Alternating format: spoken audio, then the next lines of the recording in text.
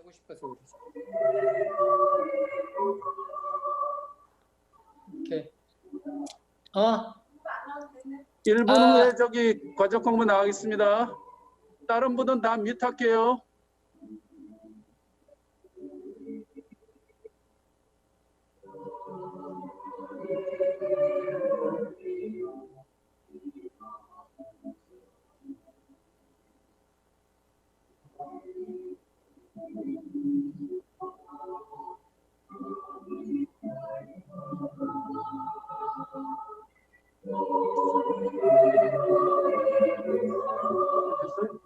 이거 끝나면 소리가 나올 거거든요.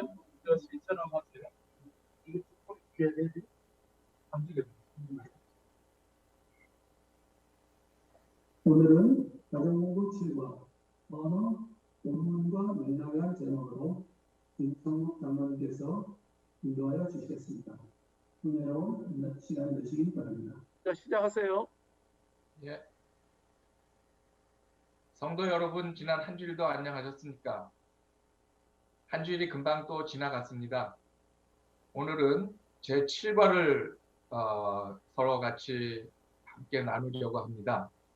우리 잠깐 시작하기 전에 기도드리고 시작하겠습니다. 사랑이 많으신 하나님 아버지, 주님의 은혜를 감사드립니다.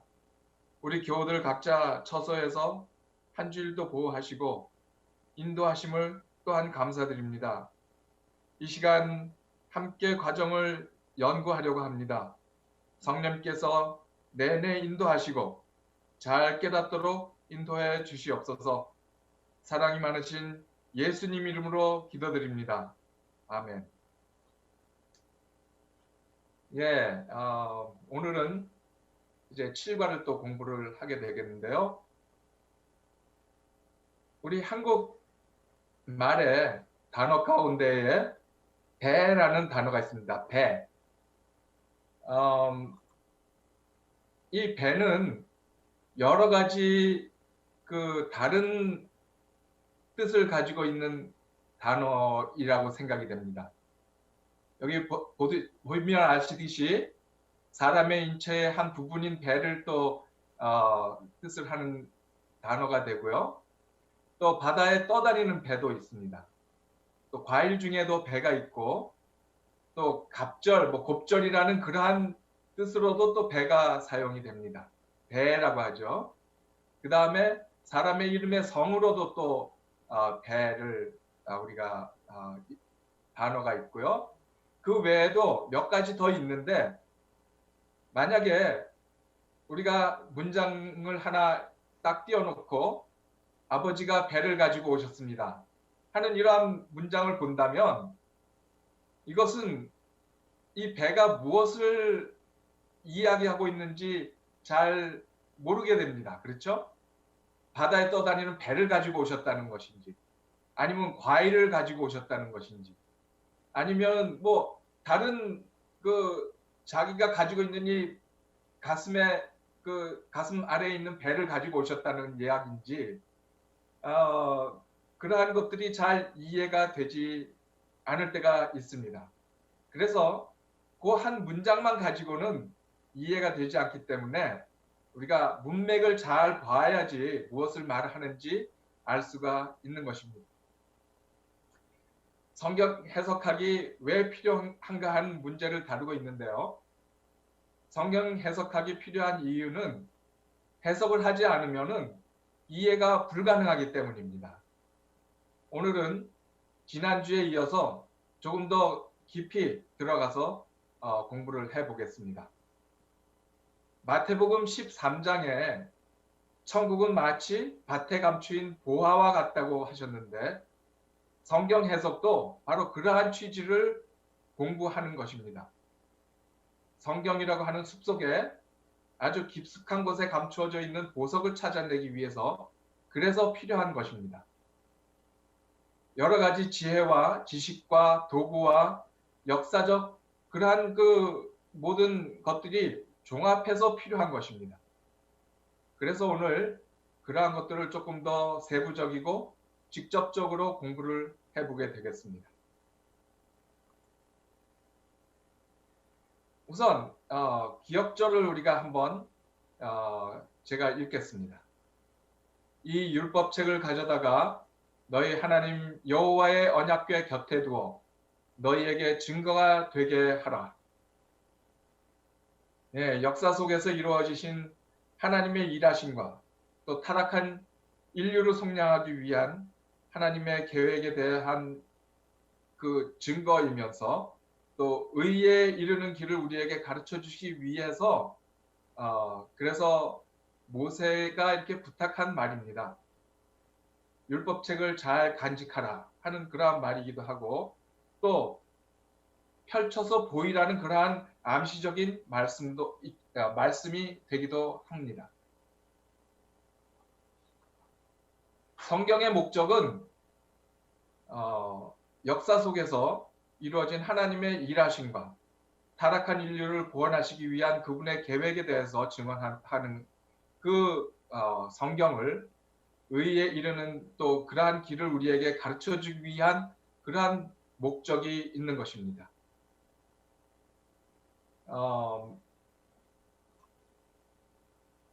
최근에 그 통계 자료에 보면 세계 인구가 약 77억이 된다고 그렇게 합니다. 그런데 그 77억의 인구가 사용하는 언어가 7,111개 정도. 그래서 한 사람이 보통 한 개나 두 개의 모국어를 사용을 하는데 그렇게 되면 나머지는 모두 다 외국어입니다.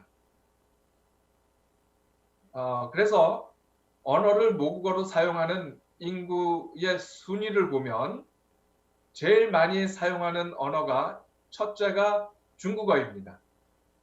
그리고 2위가 스페인어, 한 4억 정도의 인구가 사용을 하고요. 그 다음에 세 번째는 영어인데 영어는 한 3억 5천만 정도의 인구가 사용을 하고 있습니다. 그리고 4위는 힌디어, 인도 있는 사람들이 주로 사용을 하죠. 그 다음에 5위는 아랍어. 그러면 한국어는 몇 위쯤 될까요? 7,111개의 언어 중에 한국어를 사용하는 사람이 7,720만, 13위라고 합니다. 참 대단한 위치에 있는 것을 우리가 알 수가 있습니다.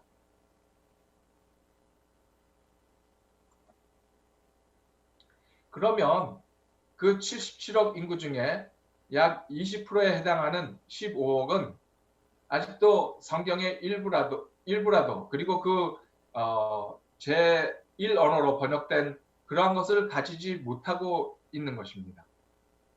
그 중에 성경의 일부라도 번역이 된 그러한 언어는 2,500여 개라고 합니다. 그러니까 전체 7,711개의 언어 중에 겨우 35%의 언어만이 성경의 일부라도 번역된 그러한 책을 가지고 있습니다. 아직도 15억 명의 인구들에게 그들의 모국어로 번역된 성경이 없기 때문에 그래서 우리가 아직도 유능한 번역가나 통역가가 얼마나 절실히 요구되는지를 알 수 있습니다.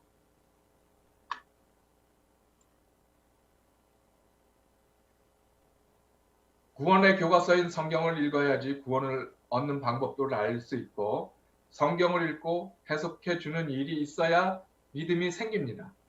로마서 10장 17절에 보니까 믿음은 들음에서 나며 들음은 그리스도의 말씀으로 말미암느니라고 하고 있습니다. 우리는 한국어를 모국어로 가지고 있는 사람으로서 굉장한 축복을 받은 사람들입니다. 왜 그런가 하면 우리는 그 우리의 언어로 성경 전체를 번역을 해서 가지고 있고 또 우리 재림교회의 성경 주석도 한국어로 거의 전부 다 번역이 돼 있습니다. 그래서 우리가 성경을 연구할 때에 아주 좋은 그러한 우리 모국어로 제1 언어로 공부를 할 수 있기 때문에 우리는 참 축복을 받은 사람들입니다. 지난주에 우리가 보았듯이 성경을 기록한 언어들은 주로 세 언어로 번역을 쓰여 있습니다. 첫 번째로 히브리어, 그건 구약의 대부분의 언어죠. 그 다음에 한 네 부분 정도가 아람어로 되어 있다고 그 밑에 지금 보이는 영상에 나와 있고요. 그 다음에 신약은 헬라어로 쓰여 있습니다.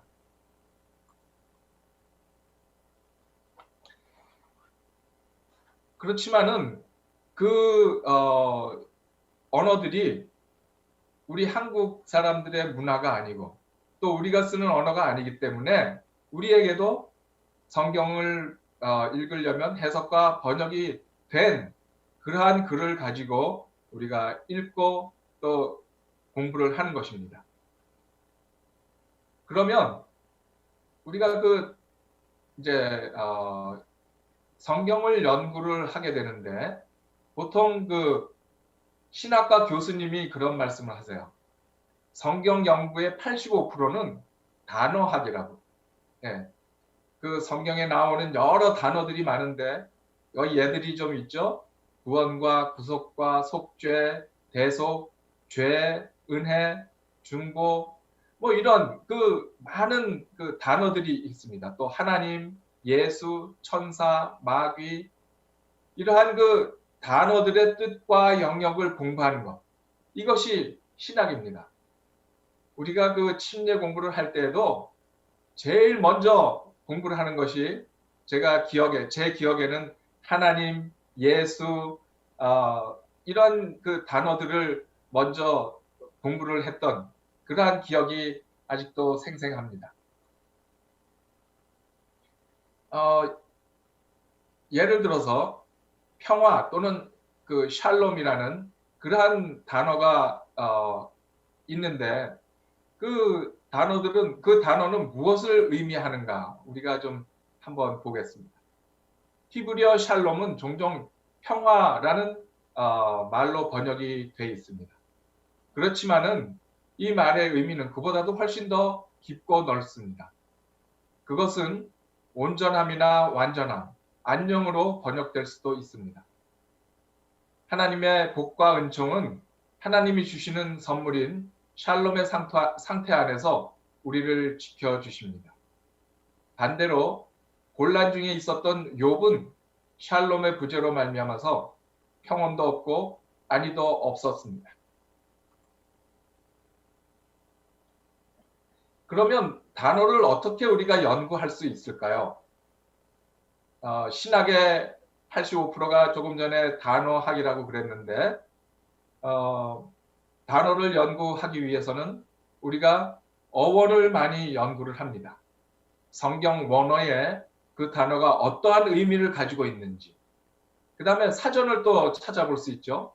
사전에 볼 때에 히브리어로 또는 헬라어로 그 사전적 의미가 무엇인지 그것을 또 우리가 공부를 할 수 있습니다. 또 그 단어들이 사용된 횟수와 분포와 그리고 용례들을 통해서 또 그 단어를 연구할 수가 있습니다. 또 우리가 필요한 그러한 것들이 있는데 성구사전, 우리가 영어로는 콘콜던스라고 하죠. 성구사전을 통해서 어떤 구절이 어디에 나오는지, 또 위에 우리가 얘기했던 그러한 그 목적을 위해서 우리가 성경을 연구할 때 필요하기도 합니다. 또 성경 사전이 바이블 딕셔너리죠. 성경 사전이 또 단어를 연구하는데 우리가 그 사용을 할 수 있습니다. 그 단어가 어떠한 의미를 가지고 있는지를 알려주는 책입니다. 우리 그 세븐스데이 애드벤티스트 우리 재림교회에서 나온 그 바이블 커멘터리에 그 8권에 보면 이 8권은 성경 사전입니다. 네, 이렇게 성경 사전을 우리가 또 통해서 단어를 연구할 수가 있습니다.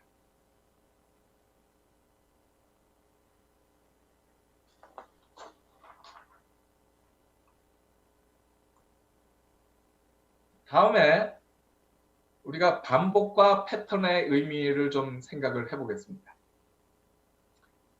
히브리 사람들은 의미를 강조하고 개념의 중요성을 강조하는 몇 가지 방법이 있습니다. 그 히브리어에는 원문에 구두점이 없습니다. 그러한 언어의 구조는 개념을 강조하는 다른 방법을 발전시키게 됐습니다. 그래서 창조 기사에 보면 하나님의 사역이 절정에 이르렀을 때에 그 본문의 인류의 독특한 가치를 강조하는데 특히 그 히브리어의 바라, 이 바라라는 말은 창조하다라는 그러한 뜻을 가지고 있는데 하나님께서 창조하실 때만 이 바라라는 창조라는 이 히브리어 바라를 사용을 했습니다. 다시 말해서 기존의 물질에 의존하지 않고 없는 것에서 창조할 수 있는 그러한 능력을 가진 분은 오직 하나님이시라는 것. 창조의 기사는 인간의 창조를 이렇게 묘사를 합니다. 창세기 1장 27절에 우리말 성경에 보면은 쉬운 말로 된 성경에 이렇게 말을 하고 있습니다. 하나님께서 사람을 그분의 형상대로 창조하시니, 여기 창조가 한번 나오죠. 곧 하나님의 형상대로 사람을 창조하시되, 또 한번 창조를 얘기하고 있고, 하나님께서 그들을 남자와 여자로 창조하셨습니다. 네, 여기서 그 창조하다라는 그 동사가 3번을 반복을 하고 있는 것입니다. 이렇게 반복을 통해서 강조하는 그러한 방법을 쓴 것을 알 수 있습니다.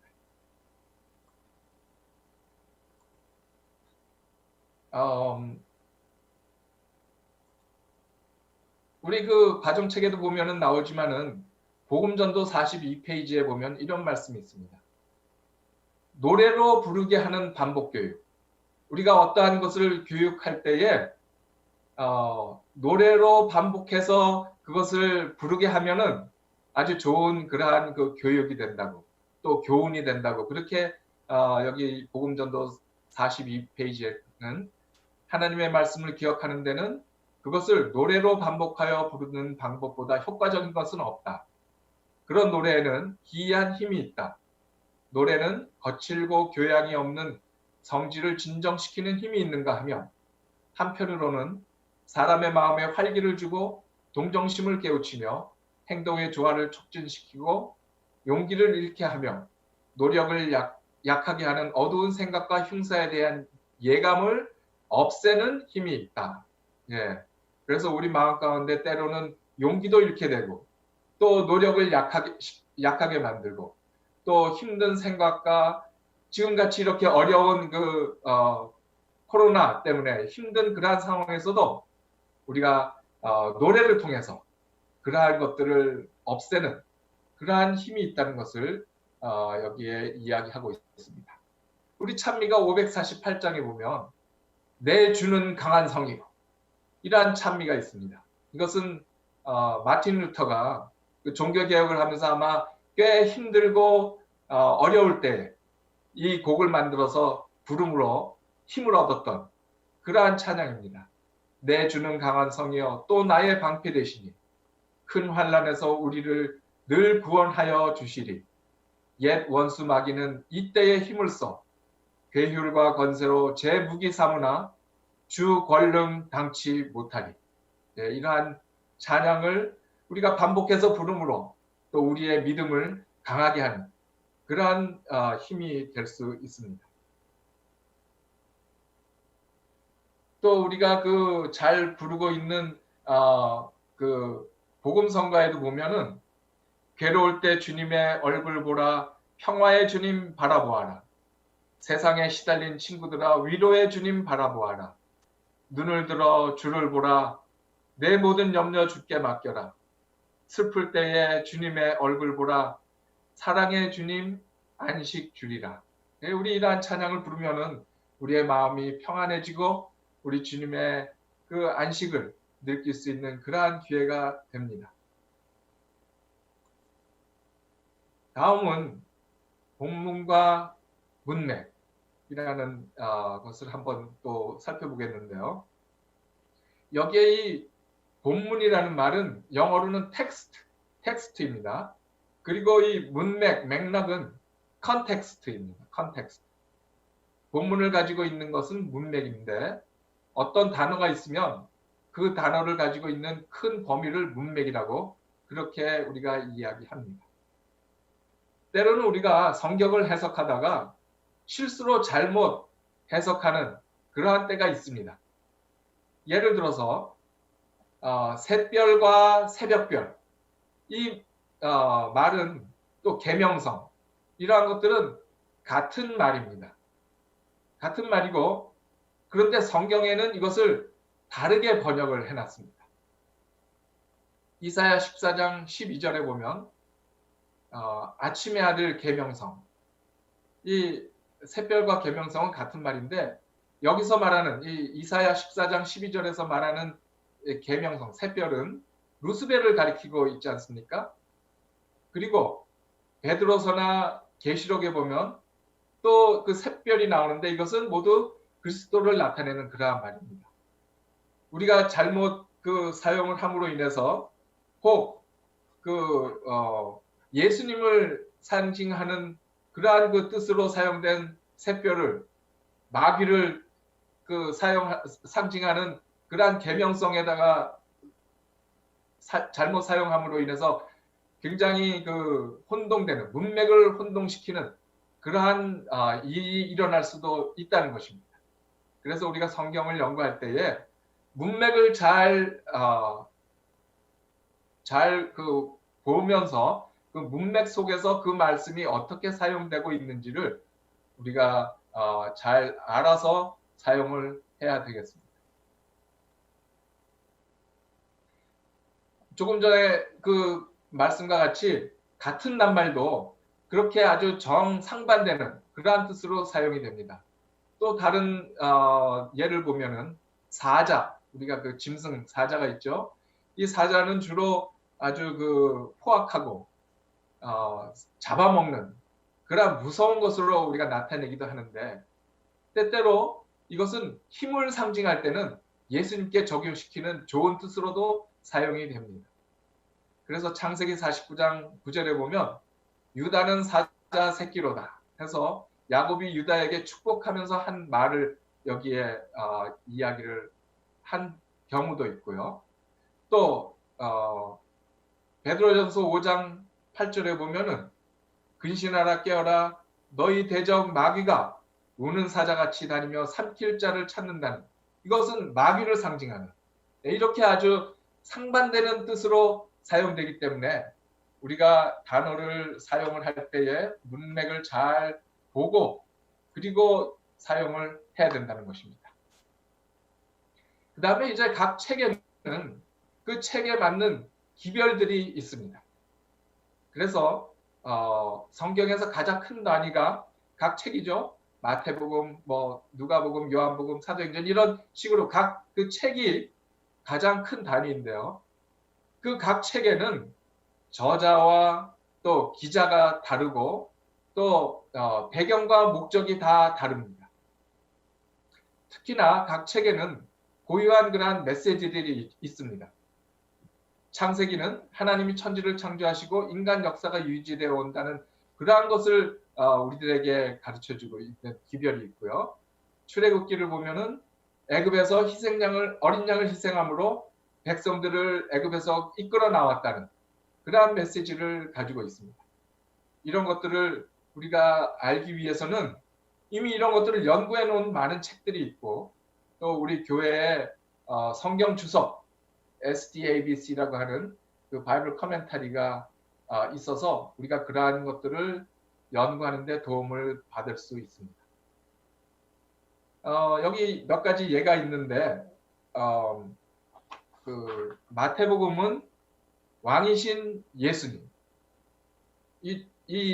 마태복음은 대상이 주로 유대인에게 보낸 그러한 그 책입니다. 그래서 유대인들에게 왕이신 예수님을 소개하고 구약의 예언에 성취되는 그러한 분이시라는 것을 강조하기 위해서 마태복음을 쓰었습니다.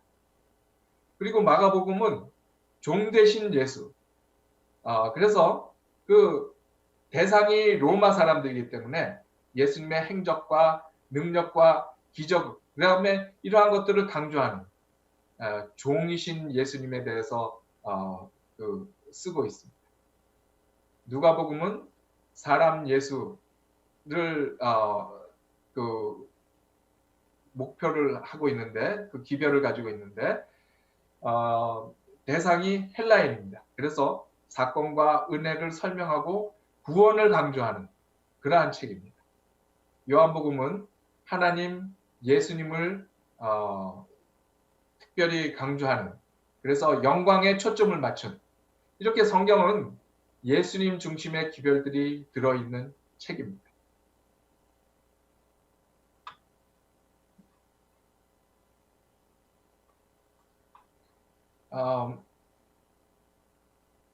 우리 성경을 연구할 때에 성령의 끊임없는 지도가 필요합니다. 그래서 성경을 연구하면서 꼭 필요한 것은 성경 자체의 도움과 성령의 도우심을 받아야 하겠습니다. 지난주에도 우리가 연구했듯이 믿음이 없이는 하나님을 기쁘시게 할 수 없고 성경의 참된 의미를 알 수가 없습니다. 각 시대의 대쟁투 9페이지 보면 하나님께서는 당신의 말씀을 통하여 구원에 필요한 지식을 인간에게 위탁하셨다. 우리는 성경을 하나님의 뜻에 대한 권위 있고 확실한 계시로 받아들여야 한다.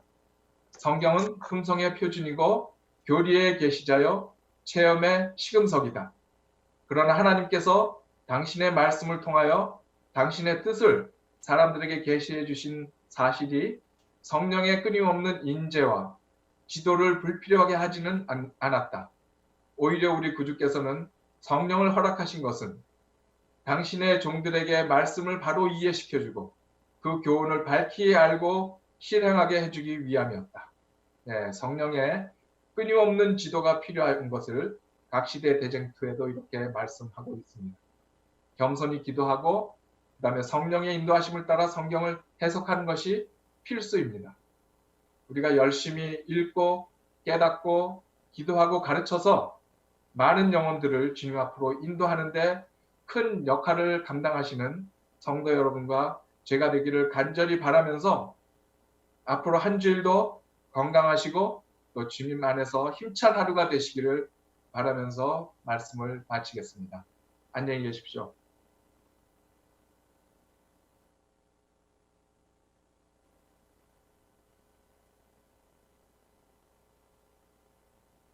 감사 교제의 말씀을 나누겠습니다.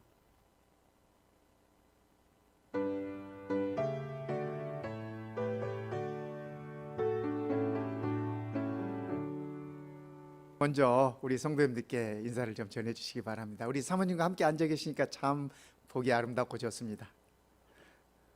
예. 안녕하십니까. 안녕하세요. 성도님들, 복된 안식일입니다. 제가 이번 다들 어렵게 지내셨죠? 저도 마찬가지로 굉장히 힘들게 지내는데, 이 기간 동안에 제가 옛날에 우리 솔로몬이 한 말씀을 한번 제가 생각을 했습니다. 그 말씀 중에 모든 것은 다 지나가느니라. 이 말 속에 우리 인생살이에 참 여러 가지 그 뜻이 포함되어 있다고 생각이 됩니다. 우리가 어려운 일 때, 우리가 이 모든 일이 다 이렇게 시간과 함께 다 사라질 것이고, 또 다시 좋은 때가 올 것이라는 그런 의미를 갖고 있죠. 그래서 우리가 이번 일을 당하면서 제가 그 말씀을 마음에 새기면서 지나고 있습니다. 제가 한 가지 말씀드리고 싶은 게 우리가 세월이 지나간다고 그냥 다 되는 건 아니잖아요.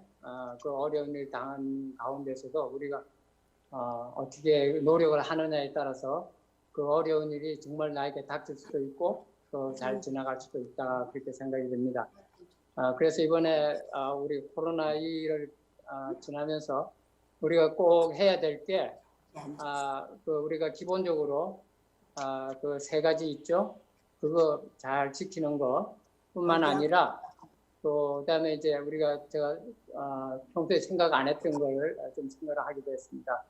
예를 들어서 이제 우편물이나 또 이런 남의 손을 통해서 이렇게 전해지는 그런 것들을 우리가 대할 때 어떻게 대하느냐, 그거 그냥 아무 생각 없이 손으로 만져가지고 이렇게 하면 그런 거를 통해서, 사소한 일을 통해서 우리에게 전염이 된다는 것을 많이 봤습니다. 네, 그래서 우리가 그런 일에 특별히 조심하시고 조심만 한다면 이 어려운 일에 하나도 우리가 두려워하거나 그런 일이 없을 것 같습니다. 복된 안식일입니다. 감사합니다. 감사합니다. 안녕히 계세요. 네, 감사합니다. 두 분 참 이렇게 뵙게 돼서 너무 감사드립니다. 네, 다음에는 우리 지난 한 주일 동안 참 어려운 시간들을 보내실 것 같은데 우리 최충업 장로님, 우리 성도님과 인사 나누시기 바랍니다.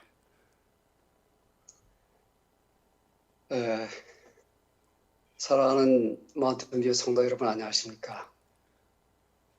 저는 여러분이 아시는 바와 같이 제 사랑하는 아내를 지난 월요일 5월 11일이죠. 제 친가족들과 또 처갓집에서 한 3명, 그래서 9명, 그래서 목사님 이렇게 해서 제 아내의 하관을 모두 마쳤습니다. 이제 아직도 문소리가 나면 그 사람이 나를 부르는 것 같은 그런 느낌도 들고 상당히 조금 힘든 느낌은 듭니다. 하지만은 내가 신앙 가운데 있다는 것이 얼마나 장점이라는 것을 많이 생각하면서 글을 보내고 있습니다. 물론 저희 아이들이 이제부터는 또 주말이면 찾아주곤 해서 있긴 하지만 아직도 마음 가운데 사랑하는 아내를 생각하는 시간이 많이 있습니다. 하여튼 또 무엇보다도 여러분께서 여러 가지로 저를 도와주시고 기도해 주시고 또 여러 가지 무슨 것들을 도와주셔서 제가 많은 위로를 받고 있고, 빨리 코비드-19이 빨리 지나서 성전에서 여러분들을 뵐 수 있는 그 기회를 굉장히 기다리고 있습니다. 그래서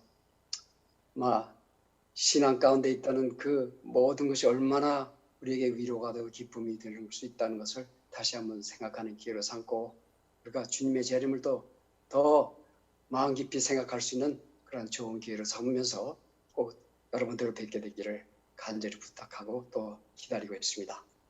여러분께서도 건강하고 그때 교회에서 만나 뵐 수 있게 되기를 부탁드리겠습니다. 감사합니다. 아멘. 감사합니다. 우리 다음에는 우리 임용훈 장로님 네 분 나오셨는데 보기가 아주 좋습니다. 잠깐 인사 좀 나눠주시죠. 우리 성도 여러분들 안녕하십니까? 안녕하셨어요. 이렇게 영상으로라도 뵐 수 있어서 반갑네요. 이 원천 코비드 19 때문에 벌써 몇 벤지가 2개월이 넘은 것 같아요. 뭐 잠깐이면 될 것 같았는데 그냥 몇 개월이 돼도 아직 못 듣고 있으니까 참 안타깝네요. 배우 여러분들 뭐 많이 보고 싶습니다. 또 이렇게 교회로 집으로 헌금 보내주시는 분들 봉투를 볼 때마다 성도님들의 교회를 사랑하시는 마음을 제가 읽을 수 있는 것 같아요. 이 어려운 시기이지만 이렇게 수고하시는 분들 덕분에 영상으로나마 이렇게 예배를 들을 수 있고 또 이번에는 인사까지 들을 수 있어서 감사를 드립니다. 모든 일이 다 지나가죠. 이 어려운 일도 곧 지나가겠죠. 우리 모두 다시 만나서 감사와 한의와 경배의 예배를 한 곳에서 드리기를 기원합니다. 저희 부부는 그렇게 큰 변화는 없는 것 같아요. 저희들은 집에서 일을 할 수 있는 처지가 돼서 일은 집에서 하고 이 동네 공원에 나가서 이렇게 한 2, 3마일 걷는 그런 일도 있고 그래서 운동도 조금 하고 그러고 있습니다. 또 여러분들도 건강하시고 저희들도 건강을 잘 지키고 있습니다. 오늘 안식일 각 처에 계시지만 하나님이 주시는 축복의 안식의 경험을 충분히 누리시는 쉼의 안식일이 되기를 기원합니다. 우리 금방 다시 만날 수 있기를 바랍니다. 곧 만나요. 많이 보고 싶습니다. 성도 여러분 사랑해요. 네, 감사합니다. 우리도 정말 다들 보고 싶습니다. 성도 여러분, 다음 안식일에는 우리 김신국 장로님, 또 이기영 장로님, 이강진 집사님 인사드리도록 그렇게 하겠습니다. 우리 김성국 장로님과 김석수 장로님은 우리가 매일 이렇게 화면으로 뵈니까 그래서 다음 안식일 그 세 분이 우리 성도님께 인사드리도록 그렇게 하겠습니다. 우리 성도님들 기억하시고 건강 잘 지키시고 손 열심히 씻으시고 계속해서 사회적 거리두기도 하시고 마스크 꼭 쓰시고 그다음에 집에서 운동도 열심히 하시고 식사 잘 하시고 잠도 잘 주무시고 그렇게 해서 우리가 함께 이 어려운 시간을 잘 지나갔으면 좋겠습니다. 이제 우리 함께 기도드리고 예배를 시작하도록 그렇게 하겠습니다. 기도하겠습니다. 우리 아버지 하나님, 참으로 감사합니다. 이렇게 우리가 기계를 통해서라도 성도들의 얼굴을 배울 수 있으니 참으로 감사합니다. 주의 은혜가 우리 모든 성도들과 함께 하여서 이 어려운 시기를 속히 지나고 우리가 주의 거룩한 성전에 모여서 함께 찬양하며 예배하는 그날을 우리가 학수고대합니다. 이제 이 예배에 저희와 함께 하여 주시고 우리의 마음과 정성을 다한 예배가 되도록 축복하여 주시옵소서. 우리 주님 예수님의 이름으로 기도드립니다. 아멘. 43장 온 천하 만물 우러러 다 같이 부르겠습니다.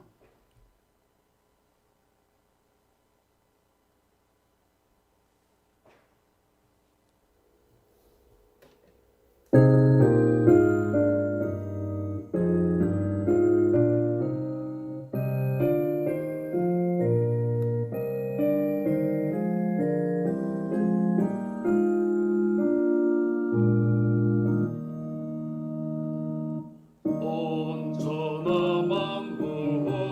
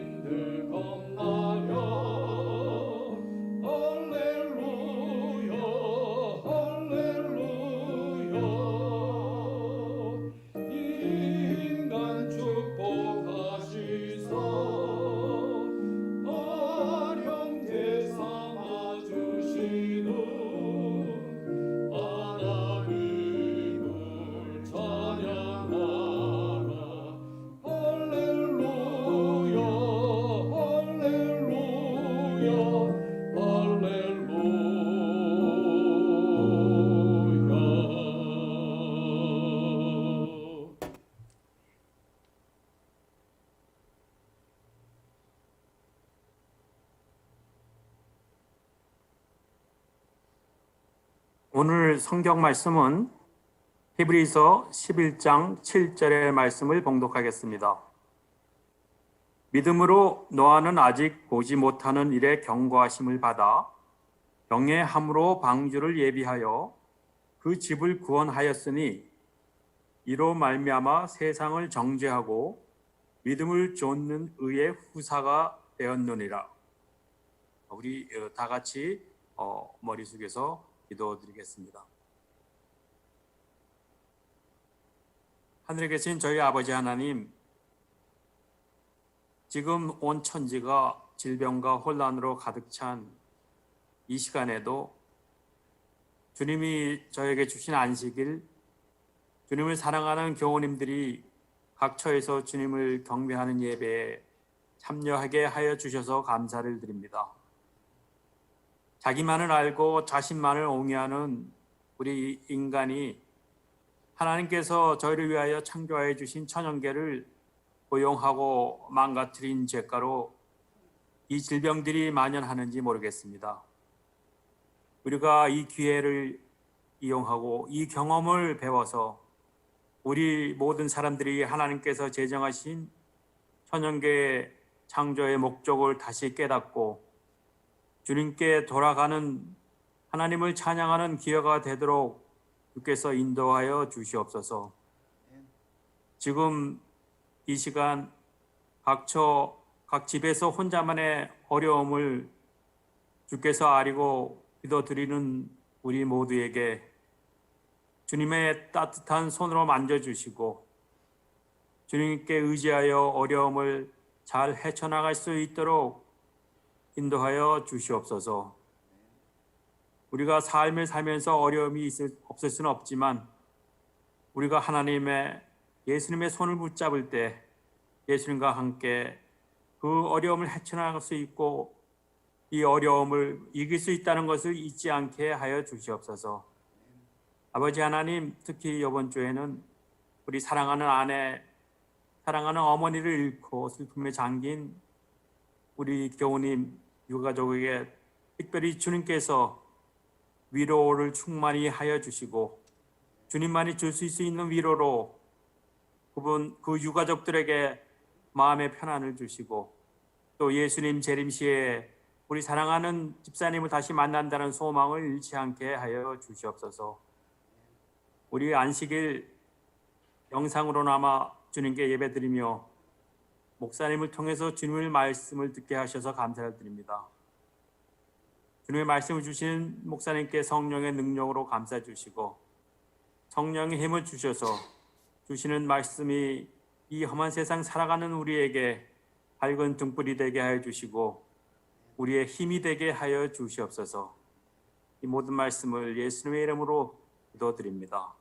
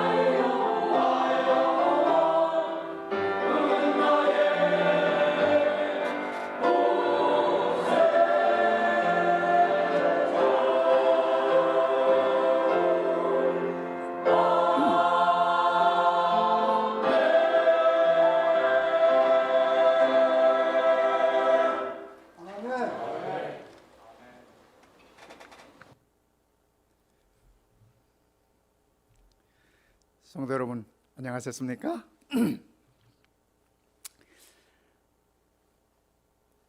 참 우리 성도님들 보고 싶습니다. 우리 다 같은 마음이죠? 네.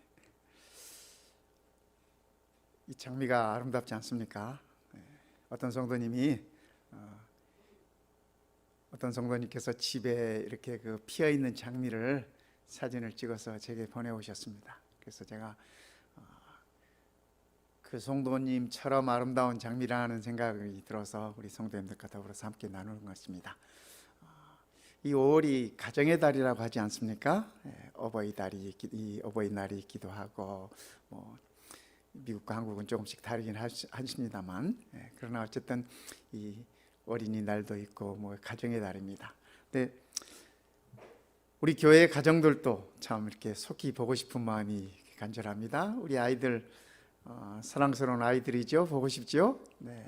또 이 아이들 참 이 아이들이 집에만 있느라고 얼마나 답답할지 모르겠습니다. 마음껏 뛰어놀아야 하는데 우리 가족들 이 아름다운 미소가 그립고요. 네, 참 다들 잘 계시는 거죠?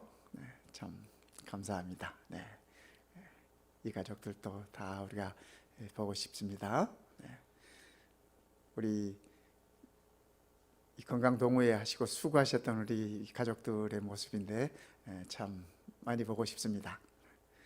또 우리 일요일 새벽 기도의 팀들 저 때가 언제였나 이 기억이 까마득할 정도로 참 그립습니다. 다들 잘 계시리라고 여깁니다. 이 연초에 우리가 설날 우리의 자녀들이 우리 어른들께 세배하는 그러한 모습들입니다. 그렇죠? 네. 참 우리 성도님들이 어른들께 이 세배 드리는 이 모습이야말로 세상에서 가장 아름다운 모습이 아닐까 그런 생각을 가져봅니다. 우리 어른들 다 잘 계시죠? 네, 한 분 한 분 다 그립고 뵙고 싶고 그렇습니다. 네, 하나님의 은혜가 우리 모든 성도님들에게 함께 하시기를 바라는 마음이 간절합니다. 네. 이 그림 예쁘죠? 우리 고향이 생각나는 그런 그림인데 우리가 잘 부르는 노래 중에 이런 노래가 있습니다. 즐거운 곳에서는 날 오라 하여도 내 쉴 곳은 작은 집, 내 집뿐이리. 내 나라, 내 기쁨, 길이 쉴 곳도 꽃 피고 새우는 내 집뿐이요. 오 사랑 나의 집, 즐거운 나의 벗, 내 집뿐이리. 참 우리가 익히 잘 부르는 노래인데 저는 이 집이 우리의 가정이라고 생각합니다. 저는 이 집이 우리의 교회라고 생각합니다. 우리가 가정에서 쉬고 평안을 누리고 우리가 교회에서 참 쉼과 참 평안을 누리고 정말 우리가 함께 할 수 있는 가정이 있고 또 교회가 있다고 하는 사실이 얼마나 큰 축복인가 하는 생각을 가져봅니다. 요즘 많은 가정들이 무너지고 울타리들이 헐리고 참 이리들이 우리들의 가정을 드나들고 하는 시대에 우리가 살고 있습니다. 하나님을 섬긴다고는 하지만은 사람들이 각자 나름대로 우상들을 소유하고 죄악이 세상을 휩쓰는 시대예요. 그러한 때 우리가 우리의 가정들을 어떻게 지킬까? 우리의 교회를 어떻게 지킬까? 하나님께서는 우리들에게 방주를 지으라고 말씀을 하십니다. 부자와 선지자라는 책에 보면 노아 홍수 당시를 선지자는 이렇게 표현하고 있어요. 제가 여기 페이지를 안 썼네요. 이 90페이지에 있는 말씀입니다. 하나님께서는 홍수 전에 살았던 이 사람들에게 풍요한 선물을 많이 주셨다. 그러나 그들은 그분의 선물을 자신들을 영화스럽게 하는 데 사용했으며 그들의 애정을 선물들을 주신 분에게가 아닌 선물들에만 둠으로써 그것들을 저주로 만들었다. 이 무슨 말이냐면 하나님께서 많은 선물을 주셨는데 그 선물을 주신 분에게 영화롭게 하지 않고 영광을 돌리지 않고 오직 그 선물들에게 오히려 선물들에게 그들의 그 이렇게 애정을 둠으로 인해서 노아 홍수의 원인이 되었다라고 그렇게 얘기를 하고 있습니다. 노아 홍수는 의인을 살리는 것이었습니다. 그렇죠? 그런데 요즘 우리 세상에 있는 이 홍수들을 보면은 의인을 죽이는 홍수들이 범람하고 있지 않는가 하는 그런 생각들을 가져봅니다.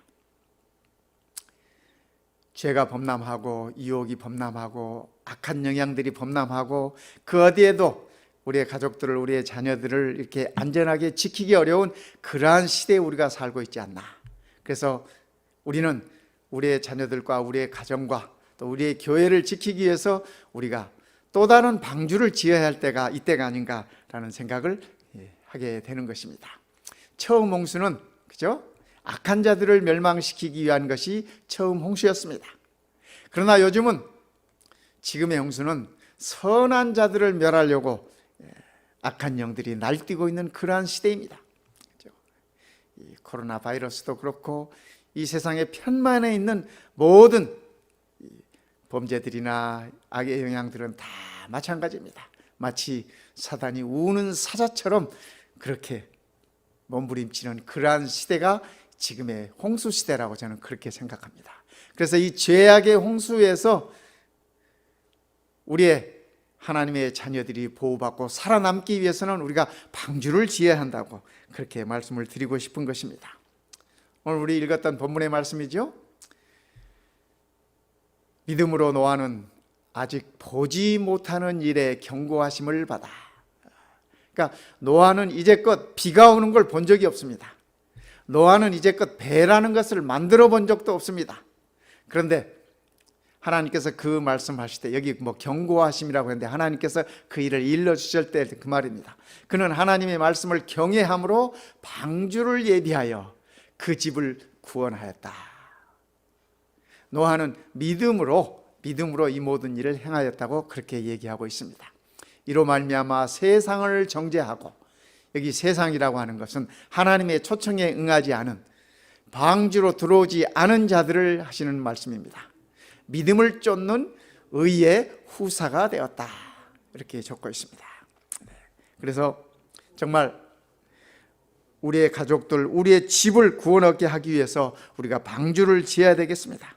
불가능해 보이지만은 노아의 방법대로 우리가 방주를 지어야 할 것 같습니다.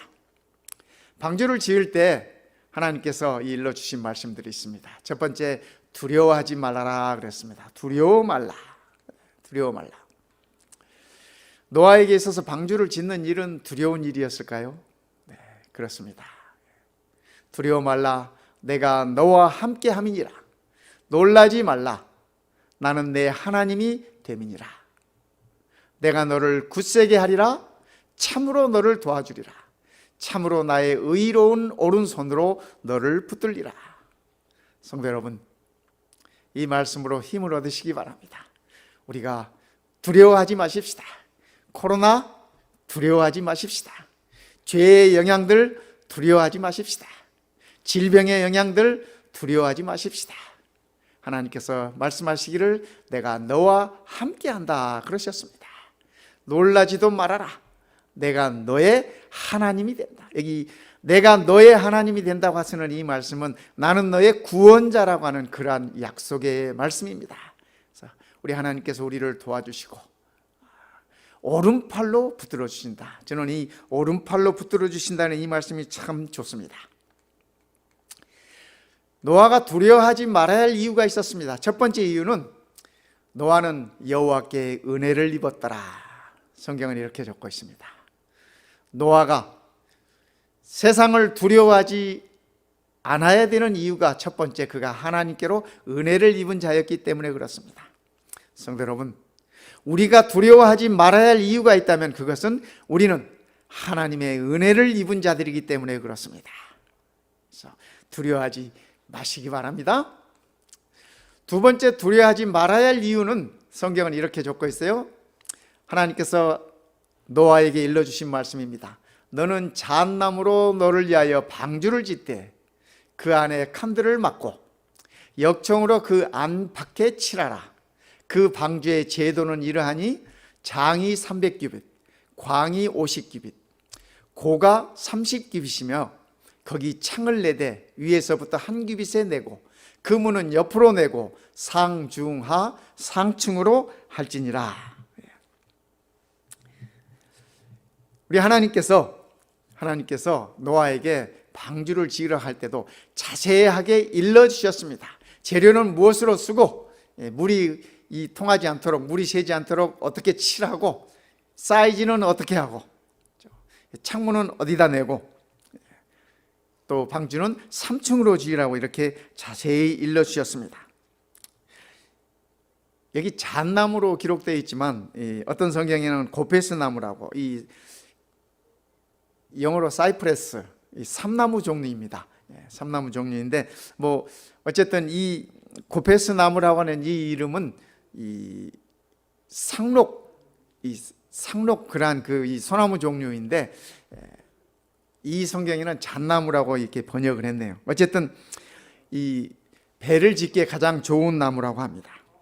또 칸을 막고 역청으로 칠해라. 여기 역청이라고 하는 것은 이 잣나무 같은 데서 나오는 그 송진 종류, 그러한 것들을 얘기하고 있습니다. 그래서 그걸 이렇게 발라놓으면 물이 새지를 않습니다. 길이가 300규빗, 폭이 50규빗, 높이가 30규빗이다. 제가 아는 친구 중에 서울대학교 조선공학과를 나온 친구가 있습니다. 그런데 이 친구가 지금은 이 삼육대학에서 교수로 이렇게 봉사하고 있습니다만은 그가 처음 우리의 복음을 접했을 때 그가 이 말씀에서 그가 이 영감을 받았다고 합니다. 영감을 받았다. 왜냐하면 여기서 말하는 방주의 이 사이즈, 이거는 이 조선공학에서 배를 만드는 사람들의 그 조선공학에 있어서는 가장 안정된 비율이랍니다. 그래서 지금도 배를 만들기 위해서는 이 안정된 비율을 유지해야만 한다는 것입니다. 그러니까 하나님께서 이 의인들을 살리기 위해서, 이 믿음의 사람들을 살리기 위해서 가장 안정된 모습으로 배를 만들려고 하셨습니다. 사실 배라고 하지만 배가 아니에요. 영어로는 아크라고 하지 않습니까? 노아스 아크. 아크라는 건 쉽게 말하면 궤짝입니다. 그죠? 우리가 그림 같은 데서 노아 방주를 볼 때 이렇게 배처럼 멋진 그런 그림들을 보기 때문에 우리가 착각하기 쉬운데, 이 성경의 표현 그대로 하면 궤짝이에요. 궤짝. 큰 궤짝이죠. 그러나 이 궤짝은 물에서 어떤 풍랑이 와도 이렇게 넘어지지 않는, 쓰러지지 않는 가장 안정된 그러한 이 비율을 가지고, 구조를 가지고 있는 이 궤짝이라고 하는 사실을 우리가 알 수 있습니다. 하나님께서 당신의 백성들의 안전을 위해서 그렇게 지시하셨어요. 노아에게 그렇게 만들어라. 이 창문을 내되 창문을 내라. 창은 하나를 내라. 네, 크기는 한 규빗으로 해라. 또 그렇게 말씀하시고, 문은 옆으로 내고 상중하 3층으로 만들어라. 하나님께서 배를 만들어 본 적도 없는 노아에게 이렇게 자세히 일러줌으로써 노아가 배를 어떻게 만들어야 될지, 디자인은 어떻게 해야 될지 고민하지 않도록, 재료는 뭘로 써야 할 것인가 고민하지 않도록, 두려워하지 않도록 하나님께서 이렇게 자세히 일러주셨습니다. 그래서 두려워할 이유가 없었던 것입니다. 세 번째는 하나님께서 이렇게 말씀하셨습니다. 너와는 내가 내 언약을 세우리니, 내가 너와 약속을 하겠다. 그러니까 너는 내 아들들과 내 아내와 내 자부들과 함께 그 방주로 들어가라.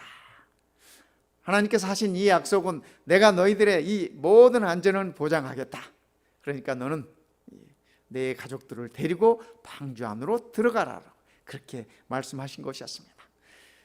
노아의 기별을 받았던 사람들도 노아의 기별을 따라 이렇게 했더라면 그들은 다 안전할 수 있었습니다. 그런데 그들이 노아의 이 초청을 거절했던 것입니다. 노아가 얼마나 실망이 되었겠습니까? 그렇죠? 홍수 때 이 노아의 이 상황을 우리가 살펴보면은 창세기 7장 6절에 보면은 홍수가 이르는 때가 노아가 600살 때였습니다. 60살이 아니고. 요즘 우리가 600살 정도 살면 어찌 될까요? 그가 하나님께 기별을 받을 때 이 심판의 기별을 전하고 사람들에게 하나님의 이 심판이 이를 것이다, 홍수가 날 것이다 라고 하는 그 기별을 전하라고 하나님께서 말씀하신 때가 노아의 나이가 480세였습니다. 480세였어요. 그러니까 120년 동안 그 기별을 전하고 120년 후에 노아 홍수가 이르러 온 것입니다. 그런데 재밌는 것은 노아가 그의 자녀들을, 성경에 기록된 것이 아들 셋 아닙니까? 그의 자녀를 낳은 때가 500살 때부터였습니다. 자, 그러면 성도 여러분, 노아가 하나님께로부터 세상의 심판의 기별을 받고 전하라고 기별을 들었을 때가 480세. 그가 아들을 낳은 때가 20년 후입니다. 500살 때니까 20년 후에. 이 말씀을 이렇게 유추해 보면은 노아가 처음 기별을 받았을 때가 그가 장가를 갔는지 안 갔는지 모르겠습니다. 성경에 기록은 없으니까. 그러나 아이를 낳은 때가 500살이라고 하니까 20년 후였으니까, 그죠? 20년 후였으니까 어쩌면은 그 기간에 장가도 간 것 같고, 또 그 기간에 그 20년 동안 이 아들을 낳았고 하는 것들을 보았을 때, 저는 처음에 이 자세히 살피기 전에는 그렇게 생각을 했습니다. 노아가 그의 가족들이 다 있고 하나님께로부터 이렇게 이 기별을 받고 함께 이 기별을 전했나, 그런 생각을 했는데 이 말씀을 보니까, 그죠? 노아가 일상적인 생활을 다 했습니다. 그죠? 결혼도 하고 또 이렇게 자녀들도 낳고 자기의 일상 생활에 충실하면서 자녀를 낳아 기르면서 또 거기다가 아들들 결혼까지 시켰지 않습니까? 이 자부가 셋이에요. 그래서 이렇게 정상적인 가정들을 키워가고 있었습니다. 그러는 와중에 방주도 짓고 또 이 심판의 기별도 전하고 그랬습니다. 우리는 가끔 예수님의 말씀을 통해서 이렇게 이 세상의 마지막 때 노아의 때와 같을 것이다 라는 그 말씀 때문에 장가가고 시집가고 먹고 마시고 그런 부분에 생각을 합니다. 그러나 성도 여러분, 생각해 보시기 바랍니다. 노아가 그의 자녀들을 다 장가 보냈습니다. 이것은 꼭 필요한 일입니다. 꼭 필요한 일. 중요한 것은 그러한 우리의 일상에서 필요한 것들을 넘어서 탐닉하거나 죄에 빠지거나 그러한 것들을 조심하라고 하는 얘기입니다. 요즘 우리가 살고 있는 이 시대를 보아도 우리가 알지 않습니까? 얼마나 많이 성적으로 타락되어 있는지, 얼마나 도덕적으로 타락되어 있는지. 우리는 이러한 가운데에서 우리의 자녀들을 지켜야 합니다. 이러한 가운데서 우리의 가정을 지켜야 합니다. 이러한 가운데서 우리의 교회를 지켜야 하는 것입니다. 그래서 우리는 방주를 지어야 하는 것입니다. 방주를 지을 때 하나님께서 노아에게 두 번째 하시는 말씀은 낙심하지 말라고 말씀하셨습니다. 낙심하지 말아라. 이러함으로 우리가 이 직분을 받아 긍휼하심을 입은 대로 낙심하지 아니하고.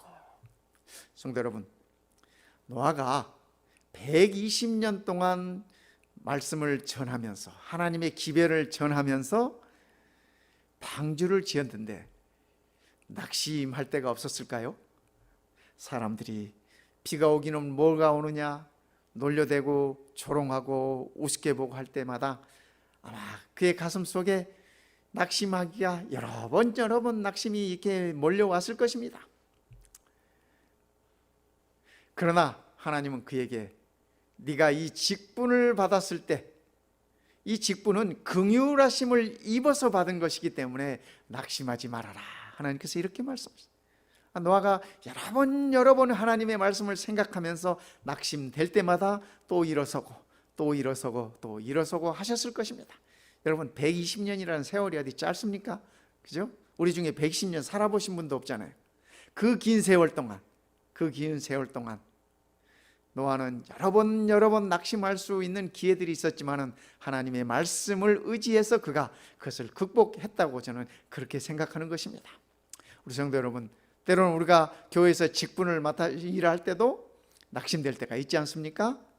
그러나 하나님 말씀이 너희가 긍휼하심을 입어 그 직분을 받은 것이니 낙심하지 말라고 그렇게 말씀하시는 것입니다.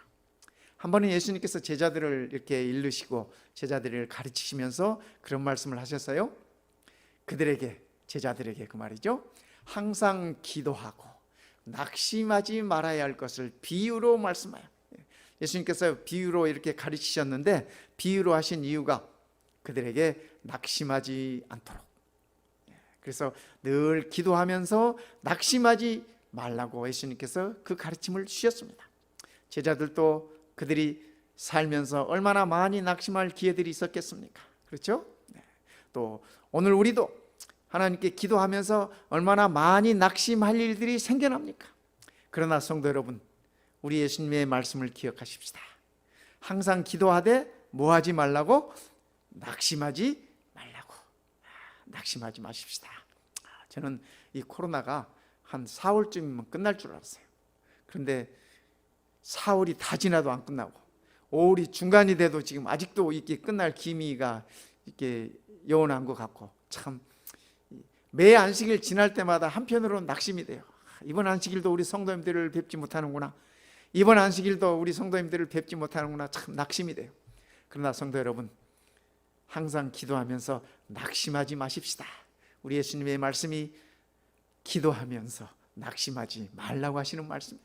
노아도 120년 동안 수많은 낙심들이 있었겠지만 그것을 극복했습니다. 우리도 그러는 것들을, 낙심하는 것들을 극복하면 좋겠습니다. 하나님께서요, 노아에게 계획을 주셨지만은 하나님께서 직접 방주를 짓지 아니하셨어요. 하나님께서 노아에게 재료와 힘과 능력을 주셨지만은 그분께서 직접 방주를 짓지 아니하셨어요. 뿐만 아니라 방주 짓는 일은 시간을 요구했습니다. 시간을 요구했어요. 오늘 우리들도 마찬가지입니다. 하나님께서 우리의 가정을, 우리 교회를 어떻게 지으라고 다 일러주셨습니다. 방주를 이렇게 지으라고 다 일러주셨어요. 그러나 하나님께서 직접 짓지는 않으세요. 우리의 손이 필요합니다. 우리의 노력이 필요합니다. 우리의 힘이 필요합니다. 그래서 우리가 함께 시간이 드는 이 일에 우리가 함께 방주를 지어가시면 좋겠습니다. 성경은 노아에 관해서 이렇게 적지 않습니까? 노아가 그와 같이 하되, 하나님께서 일러주신 대로 하되, 하나님이 자기에게 명하신 대로 다 준행하였더라. 믿음으로 노아가 방주를 지었다고 성경은 적고 있는데, 그가 믿음으로 하나님께서 이르신 말씀들을 다 순종했다라고 이렇게 적고 있습니다. 성도 여러분, 오늘 우리도 노아처럼 하나님의 말씀에 순종하는 그러한 믿음을 우리가 키워가면 좋겠습니다. 갈라디아 6장 9절에 이 바울은 이렇게 얘기합니다. 우리가 선을 행하되 낙심하지 말지니 피곤하지 아니하면 때가 이름에 거두리라. 선을 행하되, 여기 선이라고 하는 것은 하나님께서 우리에게 맡겨주신 일을 행할 때 그 말입니다. 그렇죠? 하나님께서만이 선한 분이시고, 그렇죠? 그렇기 때문에 그분께서 우리에게 맡겨주신 그 일을 행할 때 낙심할 일이 있다고 하는 것입니다. 그러나 하시는 말씀이 낙심하지 말아라. 피곤하지 아니하면 때가 이름에 거두리라.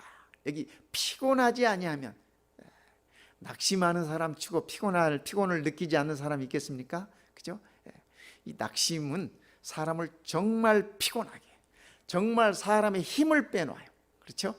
그러나 우리 하나님의 말씀에 낙심하지 말고 견디면 때가 이르면 반드시 거두리라, 이렇게 얘기하고 계십니다. 성도 여러분, 우리가 견디십시다. 우리가 참으십시다. 아까 우리 양장로님이 인사하시면서 그런 말씀 하셨어요.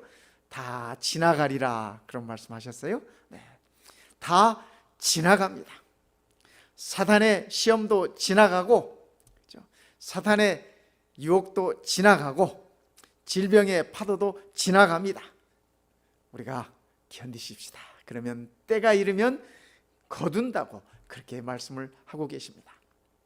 세 번째, 방주를 지을 때 하나님께서 하시는 말씀이 잊어버리지 말아라, 잊지 말아라. 뭘 잊지 말라는 말씀인가? 그렇죠?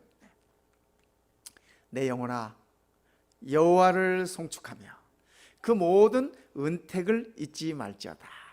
여기 은택이라고 하는 것은 은혜, 쉽게 말하면 하나님께서 내게 베풀어 주신 은혜를 잊지 말아라.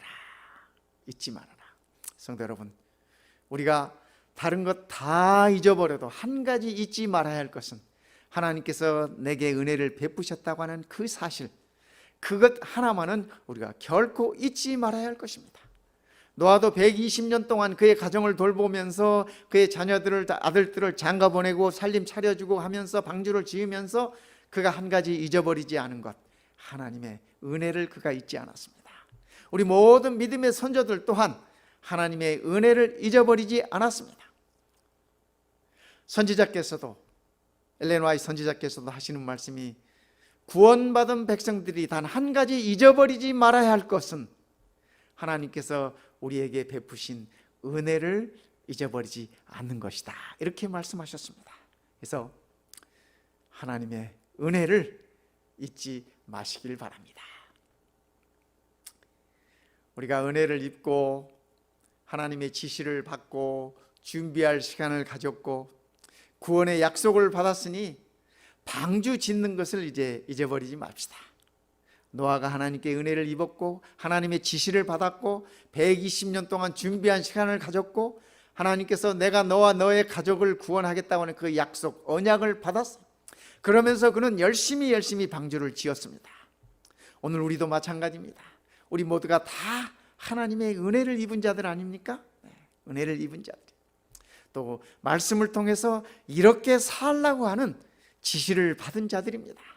뿐만 아니라 우리는 이 은혜의 시기에 살고 있습니다. 그죠? 준비할 수 있는, 믿음으로 나아갈 수 있는 그러한 은혜의 시기에 우리가 살고 있습니다. 시간이 있다라고 하는 것이죠.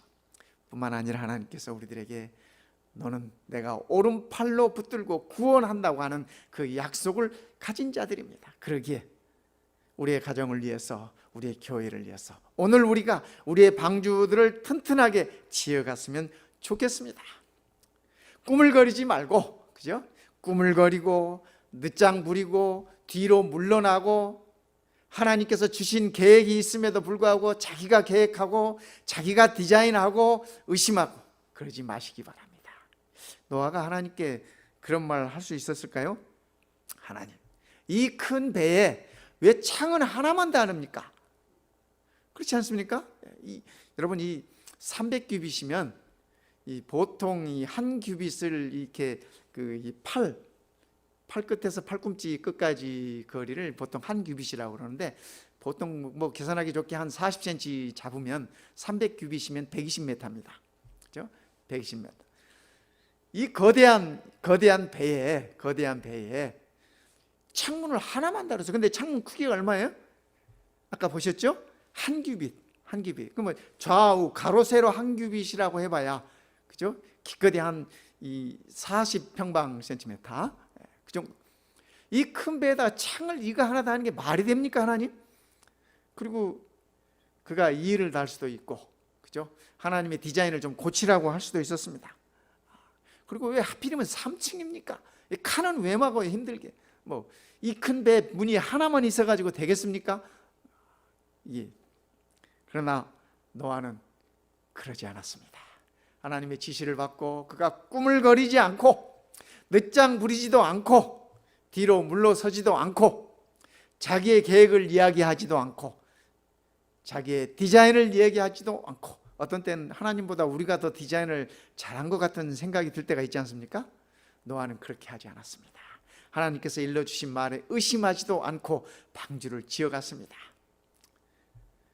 하나님의 청사진을 검토하고 내가 해야 할 일을 파악하며 방주를 지어간 것입니다. 성도 여러분, 오늘 우리도 우리의 삶 속에서 나를 향한 하나님의 청사진이 무엇인지 들여다보면서 하나님의 청사진 가운데서 내가 해야 할 일이 무엇인지를 파악해 가면서 우리의 방주를 지어가면 좋겠습니다. 창세기 8장에, 이 창세기 8장은 노아의 홍수가 다 끝난 다음입니다. 끝난 다음이에요. 하나님이 노아와 그와 함께 방주에 있는 모든 들짐승과 가축들을 기억하사 바람으로 땅 위에 불게 하심에 물이 감하였고, 홍수 내내 하나님께서 노아와 그의 가족들을 기억하셨습니다. 기억하셨어요. 그래서 안전하게 인도하시고, 이제는 바람을 불게 하셔서 그 물들이 다 빠져나가도록 했습니다. 저는 이 바람이라고 하는 이 바람을 성령의 역사로 보여집니다.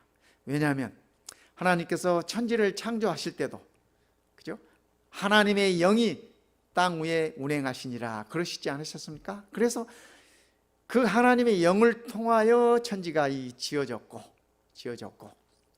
홍수에서 물들이 물러가는 것 또한 이 바람으로 물러가게 하셨습니다. 홍해가 갈라질 때도 하나님께서 동편에 바람을 보내셔서 홍해가 갈라지도록 하셨습니다. 우리 예수님께서 물과 성령으로 거듭난다고 말씀을 하실 때에도 그 성령에 대한 비유로 바람을 말씀하셨습니다. 그래서 저는 노아와 그의 가족들을 보호하신 것은 하나님의 성령의 역사였다라고 그렇게 믿습니다. 하나님께서 노아를 기억하셨어요. 자, 그랬더니 노아는 어떻게 했어요? 방주에서 나온 다음에 노아가 여호와를 위하여 단을 쌓고 모든 정결한 짐승 중에서와 모든 정결한 새 중에서 취하여 번제로 단에 드렸더니, 저는 이 말씀을 보면서 하나님께서 노아를 기억하니까 이제는 노아가 하나님을 기억하는구나, 그렇게 저는 이 성경절을 읽었습니다. 번제로 단에 하나님께 이 제사를 드렸다고 하는 것은 그의 가슴 속에 하나님에 대한 감사와 찬양과 영광이 모두 다 들어있는 그 마음의 표현이라고 저는 그렇게 생각합니다. 그렇기 때문에 노아가 그 여호와 하나님을 기억한 것입니다. 성도 여러분, 오늘 우리도 마찬가지 아니겠습니까? 하나님께서 우리를 기억하고 계십니다. 하나님께서 우리의 가족들을 기억하고 계십니다. 하나님께서 우리의 마운틴뷰 교회를 기억하고 계십니다. 그렇다면 오늘 우리는 노아처럼 우리가 하나님을 기억해야 되지 않겠습니까? 우리가 하나님을 기억하는 것은 하나님께 올바른 예배를 드리는 것입니다. 잘 준비된 제사를 드리는 것입니다.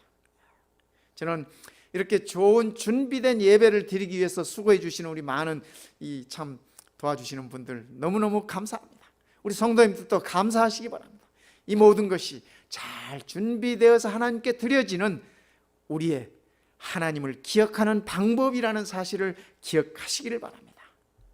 하나님께서 노아를 기억하고 노아가 하나님을 기억할 때 결과는 어떠했나요?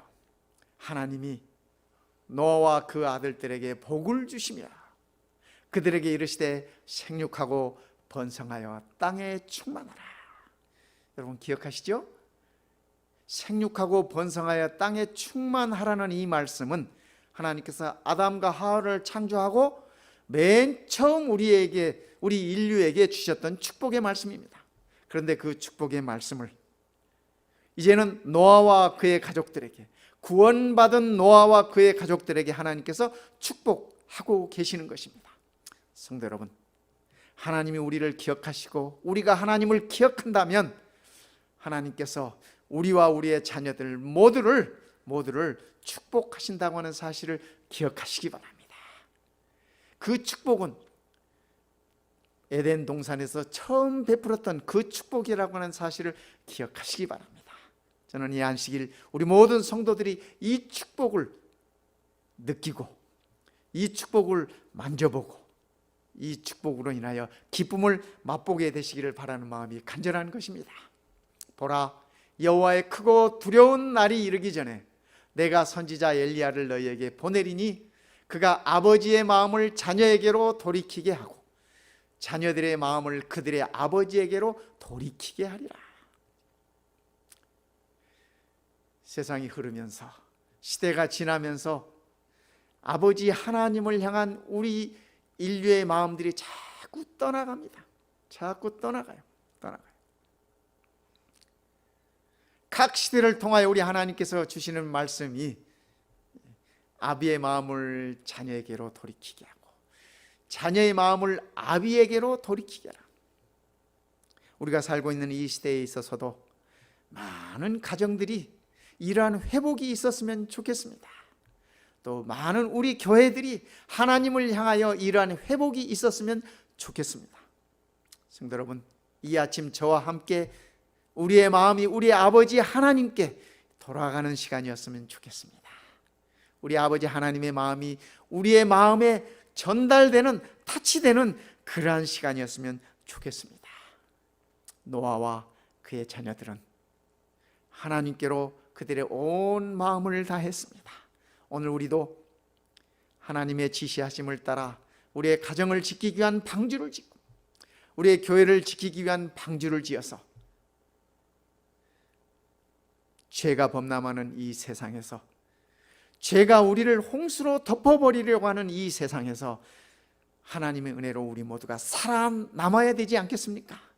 구원이란 그런 것 아니겠습니까? 세 천사의 기별은 아비의 마음을 자식에게로 돌리는 것입니다. 자식의 마음을 아비에게로 돌리는 것입니다. 성도 여러분, 죄악의 홍수가 범람하는 이 세대에 살고 있는 우리들, 하나님께서 지시하신 방법대로 하나님의 은혜의 방주를 지어서 우리가 여기서 살아남을 것입니다. 그리고 영원히 승리할 것입니다. 우리가 이 기쁜 기별을, 기쁜 이 약속을 잊지 않게 되시길 바랍니다. 말씀을 마치면서 저는 성도님들에게 한 가지 아름다운 시를 하나 좀 이렇게 소개해 드리고 싶습니다. 예수님의 십자가와 더불어서 우리가 누리는 기쁨과 평화를 생각할 수 있는 그러한 아름다운 글입니다. 시간의 잔해 위에 우뚝 솟아있는 그리스도의 십자가를 나는 찬송하네.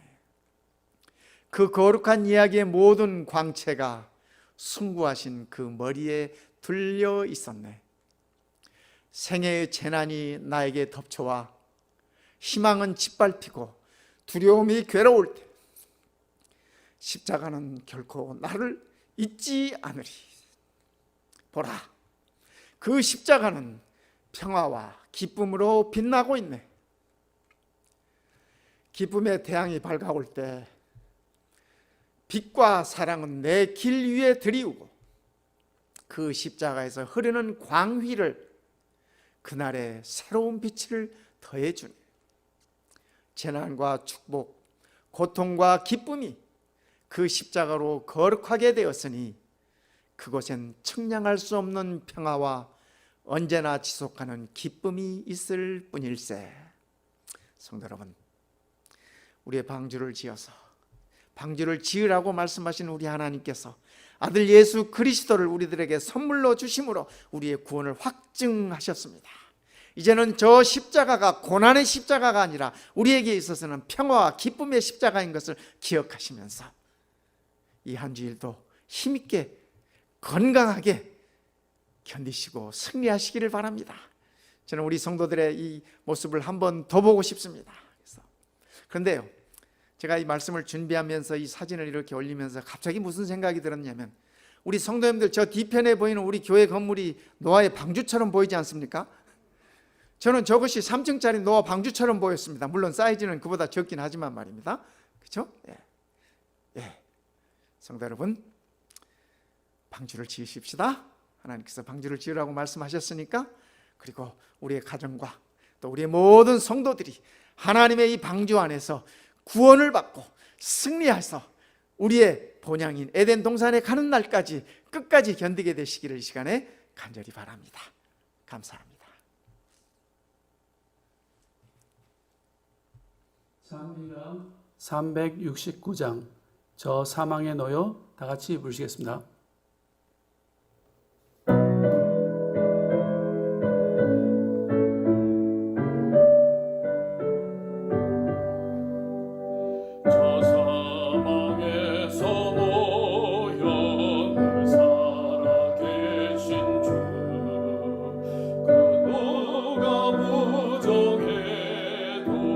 그를 믿어요. 그 인자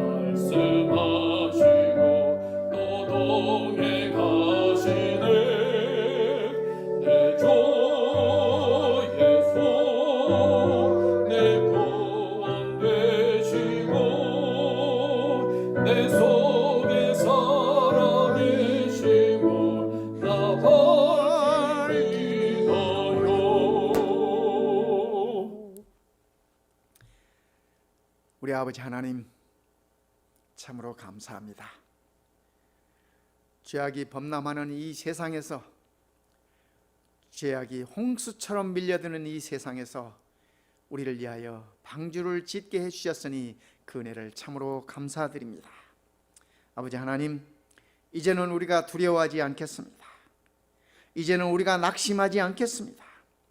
이제는 우리가 아버지의 은혜를 결코 잊지 않겠습니다.